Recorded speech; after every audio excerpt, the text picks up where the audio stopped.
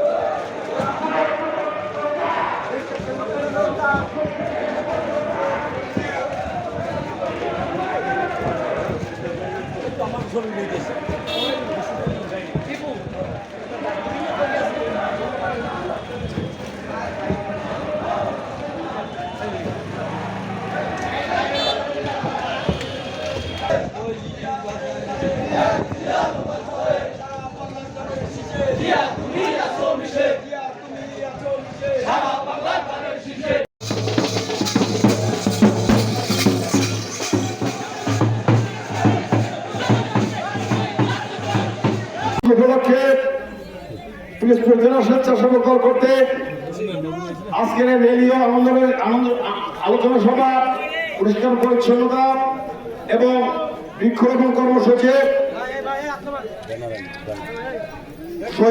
শহীদ কাপড়ের কবর জিয়ারত কর্মসূচি আমরা এর পরে যাবে। আপনাদের কর্মসূচি দেওয়া হচ্ছে, আপনারা সেইভাবে সফলভাবে আপনাদের কর্মসূচি সফল করবেন এবং শহীদ প্রেসিডেন্ট জিয়াউর রহমান যে দলটি গঠন করেছেন এই দল আমরা অক্ষুণ্ণ রাখবো। 31 দল বাস্তবায়ন করে আগামী যে ভোট আসবে সেই ভোটে বাংলাদেশ জাতীয় দলকে এদেশের বাস্তবায়ন হতে হবে। এই হচ্ছে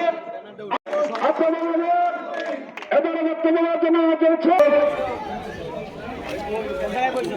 মোহাম্মদ মনিরুজ্জামান মনি ভাই করবো না, শুধু নেতৃবৃন্দ আপনাদেরকে এতটুকুই বলবো, আজকে জাতীয়তাবাদী স্বেচ্ছাসেবক দলের 45তম প্রতিষ্ঠা বার্ষিকীতে আমরা সবাই অঙ্গীকারবদ্ধ হই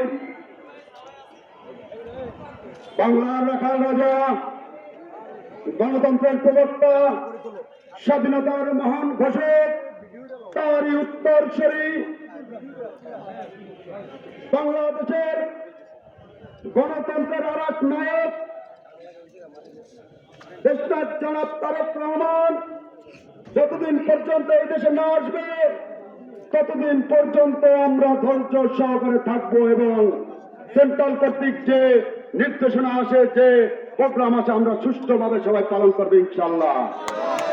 আর একটা কথা বলতে চাই, বিভিন্ন বৈভব সংগঠন, জান্নাতের টিকিট বিক্রি করা দল, তাদের থেকে সবাই সাবধান এবং 31 দফা সম্পর্কে গ্রামে গঞ্জে মাঠে সবাইকে জানাতে হবে এবং ফেব্রুয়ারিতে নির্বাচন পর্যন্ত মাঠে থাকতে হবে। বাংলাদেশ জাতীয়তাবাদী স্বেচ্ছাসেবক দল পিরোজপুর জেলা শাখা আমরা যারা আছে আমরা সবাই ঐক্যবদ্ধ ইনশাআল্লাহ।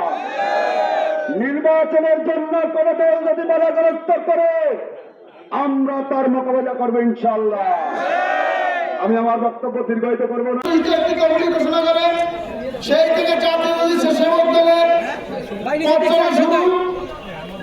আজকে 45তম প্রতিষ্ঠা সেই ধারাবাহিকতার অনুযায়ী সারা বাংলাদেশে জাতীয়